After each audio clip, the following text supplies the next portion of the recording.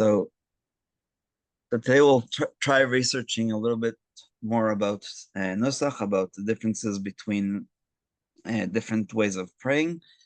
So this map was made by a man on Reddit. I don't have his name here because I downloaded the picture. So this is the origin of Jewish people, in North America now, and how the Nusach spread. So all the blue is Ashkenazi, but we have to take in consideration that this area here of Poland, Ukraine, Lithuania, etc., there's a lot of Jews who chose the Nusach Ari, which is called now Sephard, or like by a lot of people it's called Sephard, but even in that there's a lot of changes because some people say we have the only Ari Meduyak, the correct one, and there's other people who say no, there has to be like this. And Rav Shlomo Tal, who made the Siddur of Rinat Israel, which is very widely used in Israel, doesn't have English, so that's why it's not that widespread here. Even has more differences because he was trying to do what's called Nusach Achid, to find some kind of Nusach that will combine the Ashkenazi and Sephardi to make it easier for everybody to participate and not see too many big differences. And the Sephardi or Edot Mizrach, so the green and red should be together. Basically, all of this area is Sephardi, and it's named for the land of Sephard, which is Spain. It's actually mentioned already in the book of Obadiah. And so that's the most that Jews immigrated either way. And in the yellow here, he did very interesting. These are 5 or 6 different nusachim that are very, very unique to those areas. So this is what's called now Georgia, not the state, but the country. Italians, Beta Israel, which is the Ethiopian Jewry, not the Fleshmore. The Fleshmore was a mixture of Christians. This is new to me, by Yehud Yudaya, Cochin in India, and Kaifang Jews in China, and a little bit in Japan. So that's this map. And so not necessarily somebody who prays today in one of these nusachim and his ancestors actually came from this place. It just means that that's what people accepted. And in North America today, the absolute majority is Ashkenaz, but there's a lot of shuls, especially in Toronto. They actually added to the name Anshe Sfard to make sure that you knew that it was the Polish and not the Polish nusach and not the German nusach. So this is an even more interesting website. You're not crazy becoming Orthodox without questioning your sanity. So he has a word a day or a phrase a day. Can everybody see it? Nusach. Yeah, so word of the day is Nusach. So Nusach Ashkenaz is the most common in America. There are variations, but Art Scrolls Ashkenazi Siddurim are very widely used. Before that, there was the Kol Yehuda and the Shuat Israel and others, but they didn't have English. And if they had English, it wasn't modern English. It was what I call Shakespearean. So, but all of those are Nusach Ashkenaz. Nusach Sephardi or Edot Mizrach is actually many variations according to the particular Sephardi community. So there's Rav Avad Yosef, there's Mordechai Eliyahu, there's Ben Ish Chai, there's others, and they're all. And there was a Spanish person. He rediscovered his Judaism. He was a cantor. His last name was Di Sola. So he wrote Sidurim and Machzorim in Spanish and Hebrew. But also they are very, very meduyak, very accurate. And last is Nusach Ari. You may hear this called Nusach Sfard.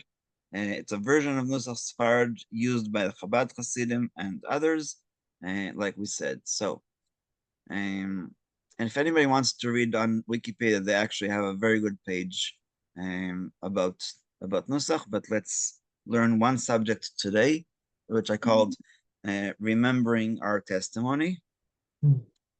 So that cute guy in the picture is me. It was a portrait my daughter made. So, okay. So in Ashkenaz, sorry, before we go into what the actual we say twice a day. On Monday and Thursday it's twice. On a regular day it's only once. We say, please remember how we say the Shema, and we say it twice. The question is the wording that we use to remind God of our commitment. So in the introduction to davening, right after the Akedah, I did it in the order of Ashkenaz, Sephardi, and Sfard. So we say, therefore, we are obligated or obliged to thank you, to praise you, and to glorify you, to bless, to sanctify, and to offer praise and thanks to your name. We are fortunate. How good is our portion or inheritance? How pleasant is our destiny? How beautiful is our heritage? We are fortunate that we rise early and stay late, morning and evening, and twice daily say the Shema. So the word that we use, according to the Ashkenaz, is the word say, Omrim. Okay? The Sepharad is very, very similar. We add in Sepharad, we add that we rise early and stay late in Batei Knesset and Batei Midrashot, in the house, in synagogues and houses of study, and unify your name. Okay, so that's another addition where we say Me'achadim from the word Echad. We unify your name each day, always and lovingly say twice. So we also add Pa'amayim Be'avat. So Pa'amayim is also Ashkenaz, but Be'ava with love. I guess the Hasidim were more emotional, sharing that feeling of love to Hashem. Okay, you see that here, lovingly say twice. Everybody see my screen? Yeah? Yeah. Okay. Yes. Okay, very good. And the third, for some reason, Sepharad does not have the Sephardi with English.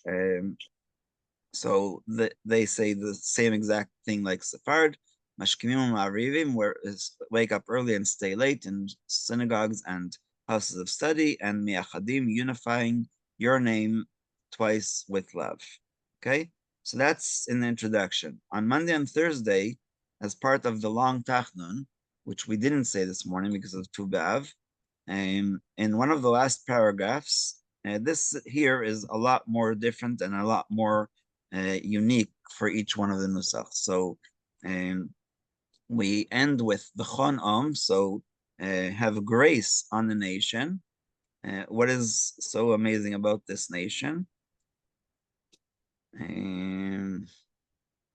Be gracious to the people who proclaim the unity of your name twice every day in constant love. Hear Israel, Hashem, our God, Hashem is one. Okay, so the idea of it's not unifying, it's unifying, but it's twice every day with love. So Ashkenaz here does add the word love, and it's chon om. So have grace upon your nation or upon your people. The Sephardi is completely different. And remember our testimony, Uzchor Edutenu B'chol Yom, every day, always, we say twice with love, Shema Israel.